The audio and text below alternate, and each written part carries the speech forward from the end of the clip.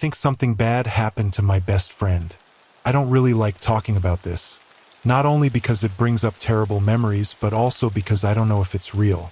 I still can't tell if anything from that day is real. My best friend at the time, let's call him Jackson, was always very adventurous. Much more so than I could ever be. To be fair, there wasn't much to do in our small coastal town in Nova Scotia, but it was summer break, the last one before we left elementary school. So we were forced to make the best of it. Our favorite game was called Treasure Hunt. We would search the beach for the most unique thing, and after 10 minutes, whoever's treasure was more interesting would win the game. It was my favorite not just because I usually won, but because the beach was filled with random items that constantly washed up. Shells, garbage, and if you paid close attention, sometimes crystals and other strange rocks. Now, we were both strong swimmers, but wary of getting too close to the shoreline. Even though the best treasures were found right along the waterline, the waves were dangerous, and we were always told stories about kids drowning from riptides. Though even back then, I suspected it was exaggerated. I remember this particular day being quite boring. Jackson and I were walking around, thinking of ways to make our summer more memorable. I wanted to play treasure hunt as usual, but he wanted to find something else. He was probably tired of losing. Seeing as he had no other ideas, we resorted to our familiar game. We started off like usual. I was scouring the beach, trying my best to find any shiny rocks to win quickly. I looked back and saw Jackson checking near the shoreline. I remember thinking he must have been getting desperate. I kept looking. A few minutes later, I glanced over, and he had taken his shirt off and was now swimming in the water wearing just his basketball shorts. I started getting nervous but was determined to win so we could move on to something else.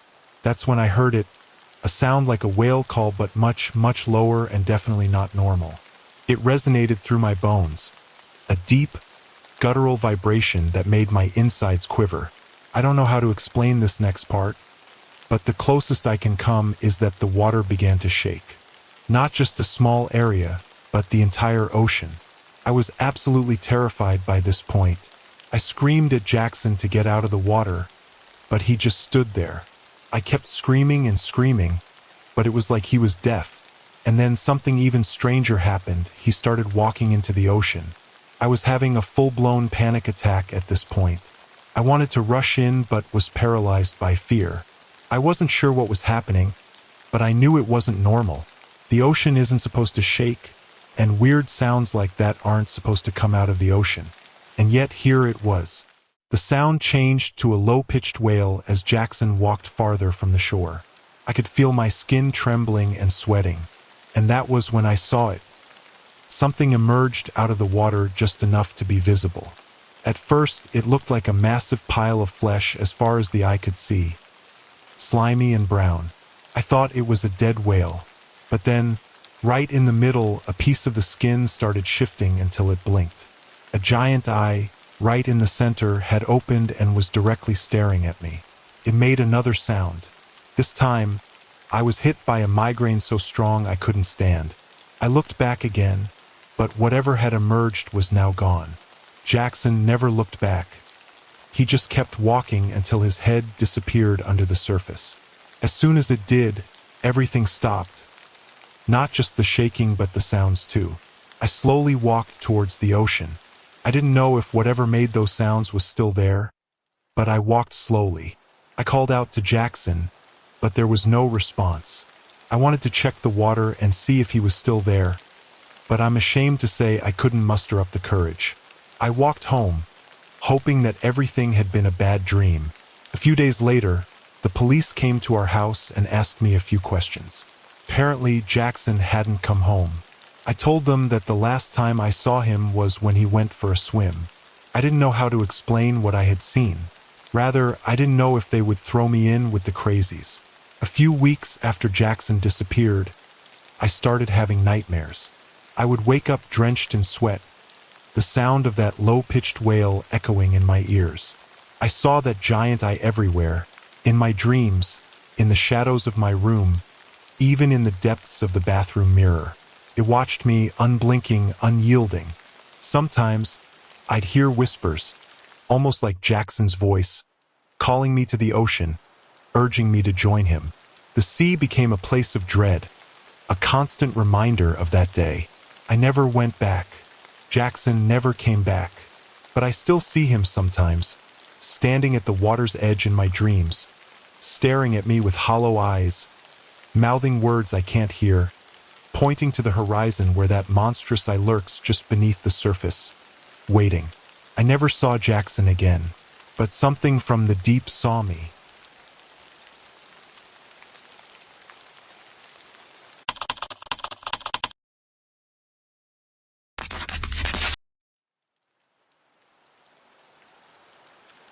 There were 3 of us living in a house share situation. It was me and my friend Kieran from college and Simon, who was slightly older than us. Me and Kieran were fresh from college, and though we had intended to live by ourselves, we quickly got a big dose of reality and realized it wouldn't be feasible on our salaries. Thankfully, we met Simon through a friend of a friend, and the 3 of us found a pretty cheap place. I can't say we ever really hit it off with Simon. There was nothing we disliked about the guy, but even after living with him for over a year, we knew next to nothing about him. One thing we did figure out pretty quickly was that Simon rarely left the house. Kieran put a word to that: agoraphobic. Simon would go out maybe once every week or every 2 weeks for groceries, but he would never be gone for more than an hour. People have told me since that this would have been an issue for them, having someone always hovering around and stuff, being in your face 24/7 for as long as you're home. But it wasn't really like that. Simon was pretty courteous about our space, and whatever hang-ups he had, he never made them our problem. Besides, he was paying to live there too, so he had every right to spend as much time indoors as he wanted. The rent was always on time, and Simon kept a well-stocked pantry, so we assumed he had a job. Something he could do from his desk. Computers, maybe? That was how little we knew about him. We didn't even know what he did for a living. Simon was kind of a neat freak. Actually, Kieran had a word for this too, but I've forgotten it. Me and Kieran were slobs, so we always felt guilty when we'd come home and find the kitchen surfaces scrubbed, or the bathroom spotless and the towels folded. Simon was a good influence on us because we ended up feeling so bad about it that we forced ourselves to get more on top of our chores. But he always said that he never minded. One of the only times he ever referenced his agoraphobia in conversation was when he told us, "I stay indoors all day. What else am I meant to do? I'll get bored if there's nothing to clean." I think he was only half joking. Another thing about his sort of neatness or attention to detail or whatever was that there was very little deviation in his routine. Whenever you heard him moving about in the house, he was doing things like clockwork. More than a couple of times, I was woken up by the sound of the toilet flushing and realized I was running late for work because Simon always used the bathroom at 8:30 in the morning. Every day. Simon ate pretty much the same things every day, and he had 3 outfits which he would wear in rotation. We would ask him if it didn't drive him crazy that his life was like Groundhog Day, and he would just shrug it off and smile. He was never overly anal or obsessive toward us. He wasn't sociable, but he could hold a conversation. There were opportunities where he could have, and rightly should have, given us hell, particularly when we had friends over and things got loud late at night, but he never did. Overall, he was a nice roommate. 2 months before his disappearance was when Simon's behavior really started to take a turn for the worse. He started coming into the communal areas less and less, especially in the evenings when we would normally all be in there together, doing our own separate things. We started to see him cook meals less and less as well, and you could tell just by looking at him that something wasn't right. He was getting thinner, almost scarily so, and his skin was starting to deteriorate. I remember he had some really bad zits, which was unusual for him, because he was normally so well-groomed and had never been prone to acne from what I saw. Still, me and Kieran said nothing. I regret this now, but like I said, we weren't exactly close with Simon, and both of us felt too awkward to ask if anything was wrong. In our minds, we just hoped he had the flu and that normalcy would soon resume. I remember seeing him in the kitchen around this time, and the minute he entered, his face completely changed. The muscles in his neck went taut, and he seemed extremely on edge. He was staring at the microwave as if it was about to leap from the counter and bite his head off. I gave him a gentle "You good?" and, as if a switch had flicked, some of the color returned to his cheeks, and he nodded and gave me a half-hearted grin. This was one of the last times I saw him. A couple of weeks later, he came home from a trip to the grocery store. Trips he had been taking less and less frequently, and always returning with fewer items, wearing a brand new, bright red woolly hat, pulled all the way down to his eyebrows. This was so unusual for him, and looked so ridiculous paired with the same formal clothes we had seen him wearing for a year, that me and Kieran burst into nervous laughter immediately at the sight of him. He was obviously so uncomfortable, ashamed even, but didn't take it off, and me and Kieran stopped laughing and gave him a few lame compliments. I only saw him twice more after this, and, both times, he was wearing the hat, dirty as if he hadn't taken it off. Kieran too claims that Simon wore this around the house at all times. The last time I saw Simon, it was late at night, and I could hear him crying in the bathroom. I lingered outside the door, shifting my weight from foot to foot, unsure of whether to knock. I'd never heard him cry, and I'd never heard anyone cry like that. Before I could make up my mind, Simon came out wearing his red hat. He had a black eye, and there were still tears on his face. I opened my mouth to say something, but he had already crossed the hallway and locked himself in his room. Seriously concerned, and kicking myself that I hadn't taken the opportunity to find out what was wrong when I still had the chance, we began sending Simon frequent text messages. Now the only way we were able to communicate with him. None of these would get any reply. We could only assume he was still in his room. Often we would hear him shifting around in there, but his routine seemed to have flown completely out of the window. To my knowledge, he never came out to use the kitchen or bathroom. One night, Kieran woke me up. He had the smell of booze on his breath. I think it had been his sister's birthday or something, so he had been out drinking. Kieran told me that he had been sitting on the couch, having just fixed himself a snack, when a man came down the stairs, glanced at him once, grinned, then opened the door and vanished into the night. Kieran said that, at first, he thought the man was Simon, since they had the same hair color and the man was wearing Simon's clothes. In the few split seconds that they had been in the room together before the man had left the house, Kieran had done a double take before realizing that the man had a completely different face and was not Simon. Kieran prefaced all this by asking me if I had friends over. When I said I didn't, he asked if Simon had any friends over. I didn't know for sure, but I shook my head no, and Kieran accepted this automatically.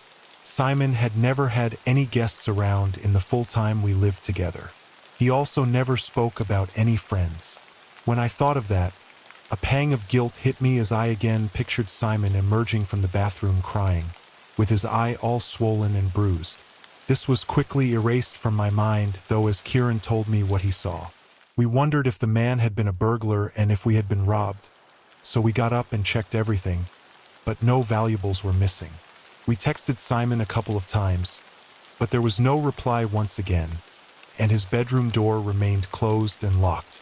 I weakly tried to pull Kieran round to the conclusion that the man he saw had in fact been Simon, and he was just so wasted that he hadn't seen Simon's face properly. Even as I said it, it didn't sound right. Simon never left the house at night.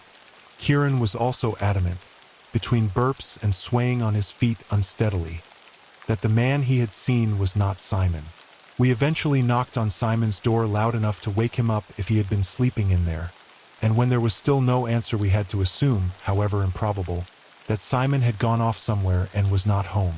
We were both pretty uneasy, and though Kieran slumped right off to bed, I stayed awake all night, listening for the key in the lock and for Simon's return. 2 days later, with still no return and no text messages, we decided to pick the lock to Simon's room, now worried that there really had been a burglar and that Simon might have been incapacitated or murdered. Neither I nor Kieran had ever been inside of Simon's room, and when we entered, my heart kind of broke for him. Simon had next to nothing in there. There was a single lamp and a Polaroid camera on the bedside table and nothing more. His computer sat at his desk with nothing around it. There were 2 tatty old paperbacks on a shelf above the desk, as well as the leather journal that we had seen him make to-do lists in. There was nothing else in the room. No posters on the wall, no trinkets, no mess. The bed sheets were crisp. The bed had been neatly made up, and lying on one of the pillows was the red hat. Simon was not in there. We debated what to do for a while, and I took down Simon's notebook. He was meticulous in his record-keeping, and we flipped through what must have been around 50 pages with things written on them like change bed sheets today, bleach shower, or vacuum hallway. He also noted his shopping lists and how much he spent on groceries. There was always a date in the margin next to his notes. We flipped through until we came to the last few pages that were filled. The first thing out of the ordinary was a line of text by itself with no date, scrawled rapidly and then quickly scratched out, so that the writing was barely visible. It read, "Nothing I eat tastes right." The next page was much more composed, and began again with a date in the margin. Bread slightly off. Tap water slightly off. Meat, chicken, fine. Cereal bar, fine. Tomato, way off. Lettuce, slightly off. There was then his to-do list. The next instance of this: milk, way off. Eggs, fine. Pasta, plain, fine. Bolognese sauce, slightly off. Meat, beef, slightly off. Banana, slightly off. His to-do list. His to-do list. His grocery expenses. Meat, chicken, way off. Tap water, way off. Banana, fine. Ham slices, way off. Frozen pizza, slightly off. It went on like this, with a date attached. My computer screen is too dark. Bread, toasted, way off. Butter, way off. Eggs, slightly off. Cheese, fine. Banana, way off. For pages and pages, until all the foods he was mentioning were listed as way off. The bathroom is bigger, he wrote. The ceiling in the kitchen has changed color. Now off-white. Simon's whole world had been this house, the route he took to the grocery store, the same several foods he ate. The same things on repeat. I would trust him to know if something was even slightly off, if there was even an imperceptible change. The hallway is wider. Cereal bar, way off. The microwave in the kitchen has moved a few centimeters to the right. The carpet doesn't feel the same. Something smells terrible and I can't figure out what it is. Shower X2 today. Eggs, way off. Curtains took longer to close than usual. Not my thought. The inside of the fridge smells strange. Missed a step climbing the stairs. Couch is uncomfortable. Uncomfortable to write with left hand.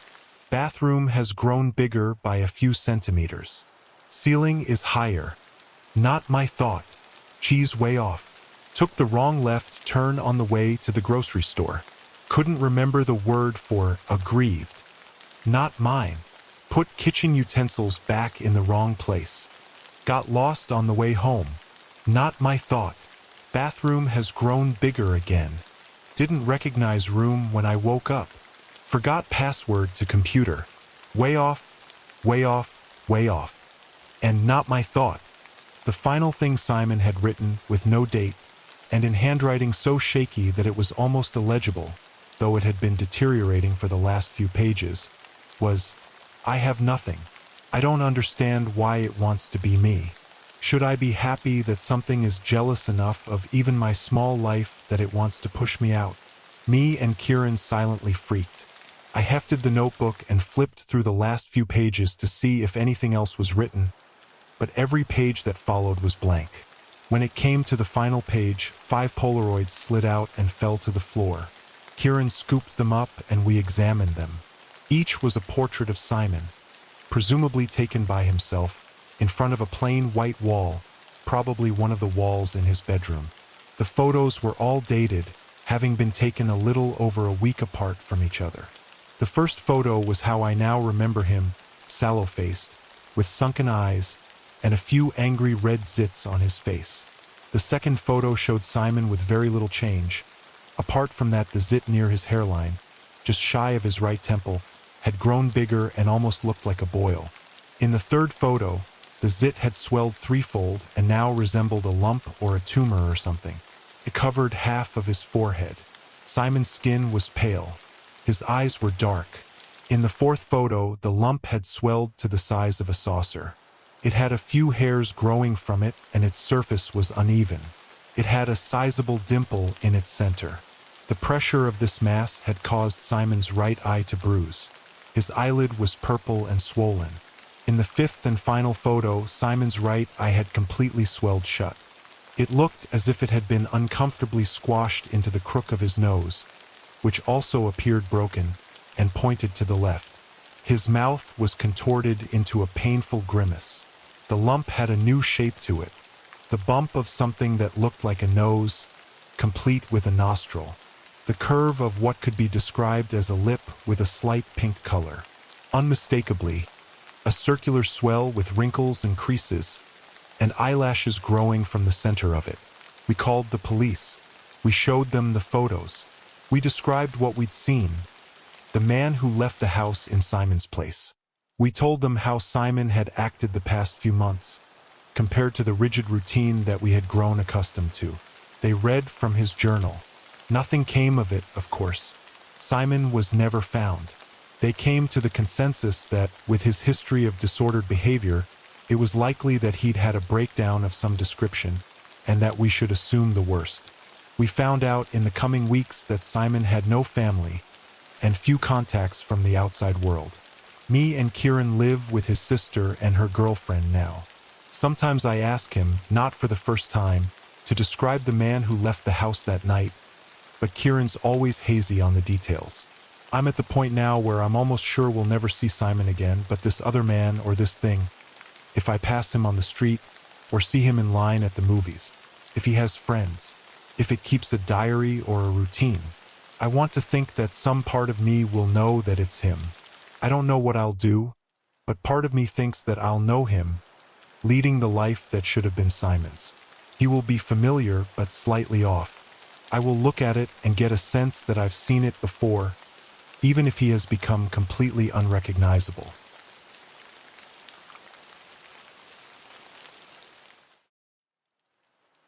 Hey, hope you like this video. If yes, then don't forget to like this video and subscribe to our channel. It would help us a lot. Also, if you have any of your personal incident, then you can share it with us on the mentioned Gmail account in description. And with that said, we will meet you in the next spooky video. Till then, peace out.